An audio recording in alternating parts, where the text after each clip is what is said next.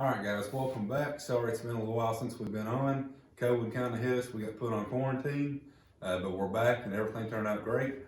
We got some goodies today for you. We're going to be rebuilding this rear shock and rebuilding the front forks on it, set it up for his weight. We're currently waiting on some engine parts, waiting on the cylinder to get back and the crank to get back, but we're going to get her going and get her fired up. Stay tuned.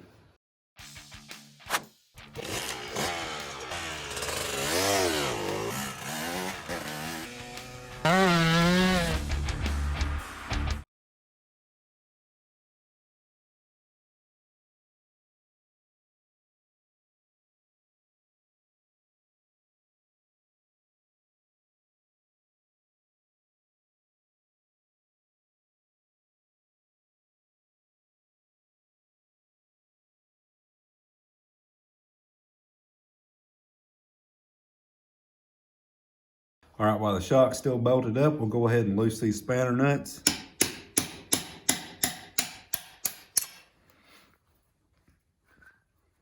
And then it'll make it a lot easier to get loose once we get the shock loose. All right, so we're gonna take this linkage bolt loose. That way we can get access to the lower shock bolt.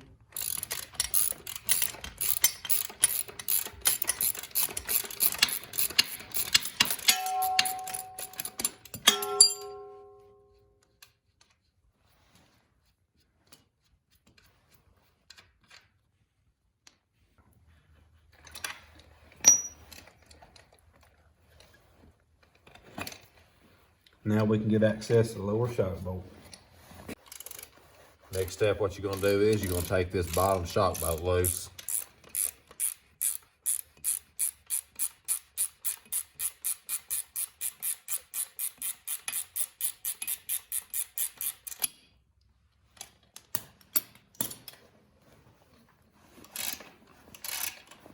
Next step is we're going to remove the top bolt, holding the shock on, and the shock should just come right on off.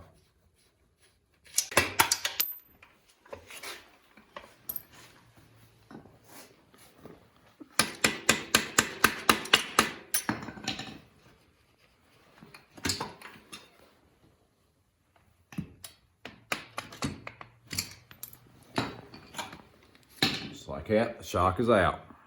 Once you remove the shock off the bike, what you want to do is you want to get you a vise and just clamp the shock down in the vise.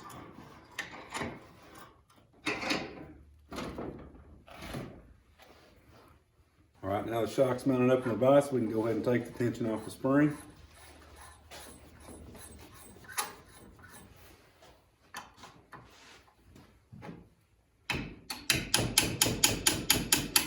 Once you get the bottom spanner nut loose, you should just be able to twist it off by hand.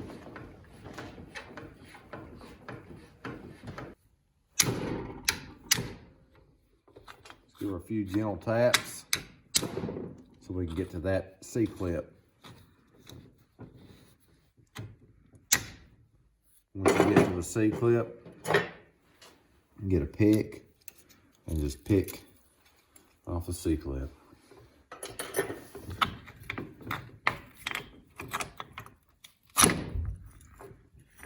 Like that should come off. Go ahead and clean up this spring retainer. That was kind of hard to get off. Over time they kind of get gummed up, so you want to make sure you clean all these parts up real good before reassembly. All right guys, and it's actually that easy. We got everything cleaned up. Now just drop a new shock on.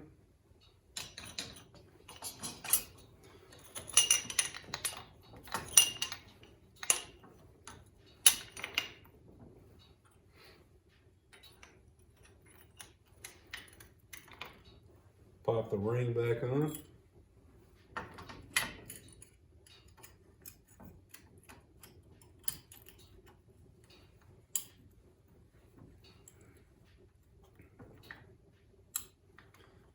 And then we recommend it, if you're not changing spring rates when you do this, you want to make sure you measure your thread count so you can put it back in the same spot. But since we changed spring rates, we'll have to go ahead and reset the sag anyway. So we're just going to tighten this down and then check it once it's back on the bike. All right, guys, we got the shock all assembled. We got it tightened down. We're going to go ahead and throw it on the bike.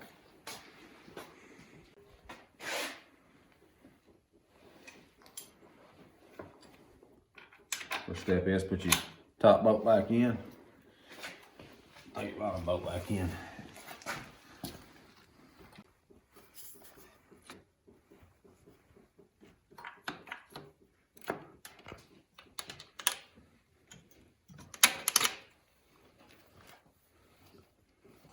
Just put your nuts back on there.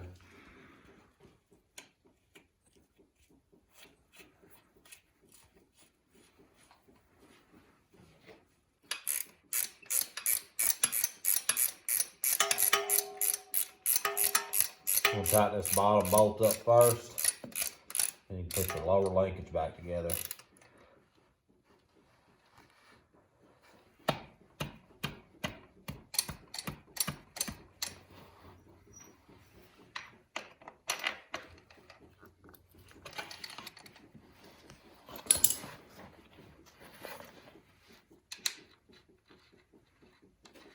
Go ahead and snug all the bolts back up.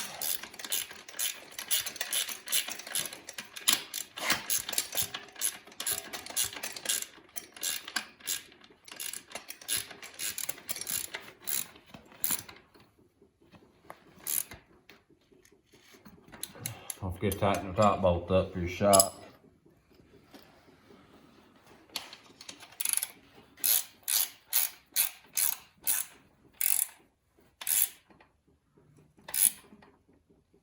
And we're ready to move on to the front forks. So you might run into a problem getting your wrench over the forks. You might have a clearance issue between the bars, so you probably have to go ahead and remove your bars. We want to loosen these up before we take the forks loose, because it's pretty hard to get those loose when they're not on the back. All right, so I highly recommend to use a fork wrench for this. Makes the job a lot easier. They're not too expensive, and usually they'll fit just perfect. Make this job a whole lot easier. All right, guys, what we want to do is we'll break this axle nut loose, take this brake caliper off, and then pull the axle out. And then we're going to take the fork tubes out of the triple trays, and then we'll be able to service the forks.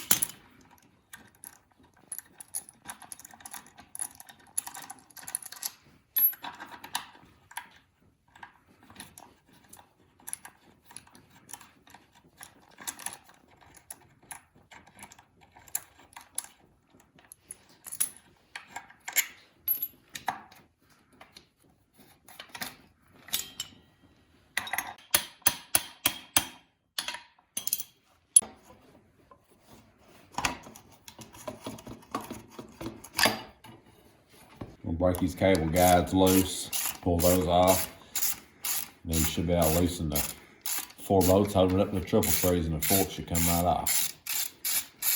Next thing you want to do is pull these 4 12mm bolts off, holds the fork into the triple tray, and we're going to do 1 fork at a time.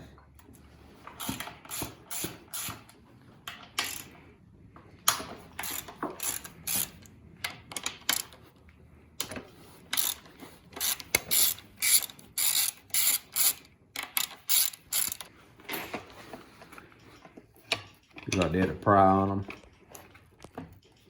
Way you can get them to start moving out. And once they go, come right out. All right, now we can go ahead and loosen these the rest of the way up and drain out the fluid.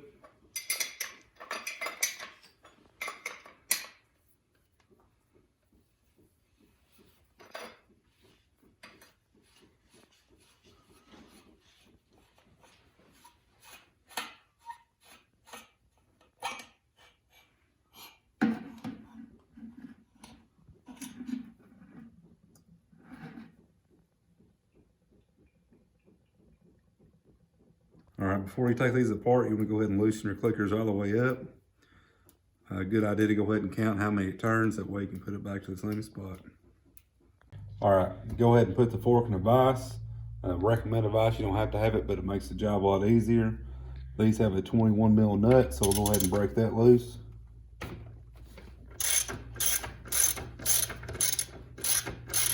It's also handy to have an assistant with you because you'll need to have someone push the spring pressure in once you get it loose to take the inside off. All right, once you get this nut loose, go ahead and have somebody push the bottom through, and then you can go ahead and catch it with a small wrench.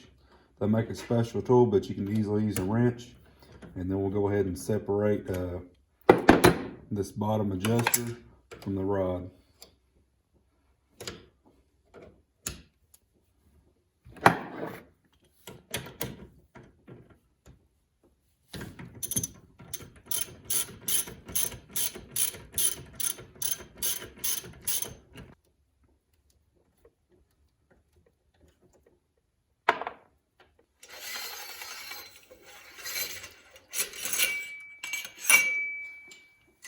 Once you got the center assembly out, we can go ahead and pop out the dust seal.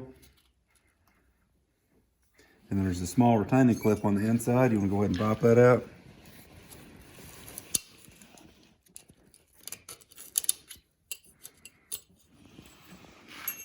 And then we'll actually use the fork tube to drive the seal out.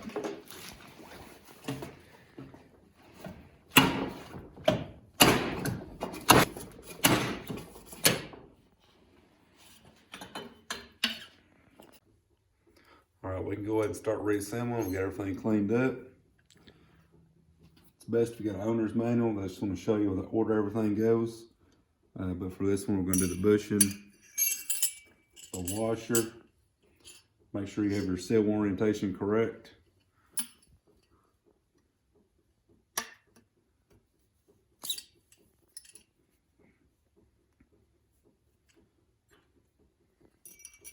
Retainer clip, and then finally our dust seal. All right, now we can go ahead and slide in the fork tube.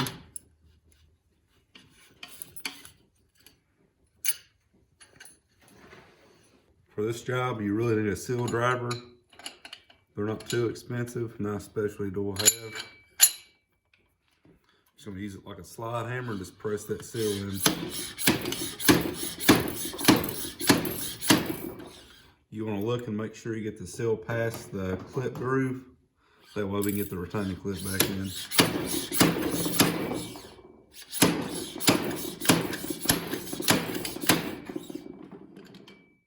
Now we can go ahead and put the retaining clip back in. You want to make sure it seats all the way down in that groove above the seal. I like to pry up a little bit to make sure it's locked in place good. So we can go ahead and push our dust seal back in. And then when Trenton gets that pushed through, we'll go ahead and catch it again with our wrench. And we'll go ahead and throw the rebuilding adjuster on. You want to make sure that it lines back up with the push rod. It should thread right on.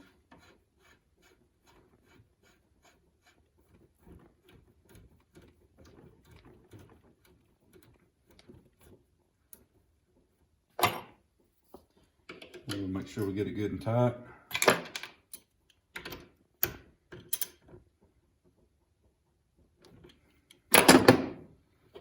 And then you want to have your assistant slowly let pressure off to release these threads back down into the base.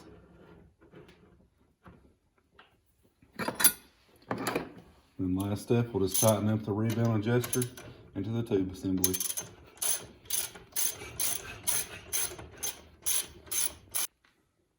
All right, you want to refer to your owner's manual or your suspension spec sheet to get the proper oil level. We have ours, so we're going to go ahead and measure it out. All right, while you got the forks apart, go ahead and fill up your oil this way. You can fill through the top, but it's a pretty slow process, so go ahead and fill them while you got them apart. Once you get it full, you can go ahead and pull up the fork tube and snug up the top cap. Once we get it back in the triple clamp, we'll go ahead and torque it down. Hope you guys enjoyed this suspension video. Maybe next time you'll be a little bit less intimidated to do your own suspension. It's not that bad of a job. And wait, because next time we're going to be getting that crank and that cylinder back. We'll get this RM fired back up, be out there ripping it. Stay tuned.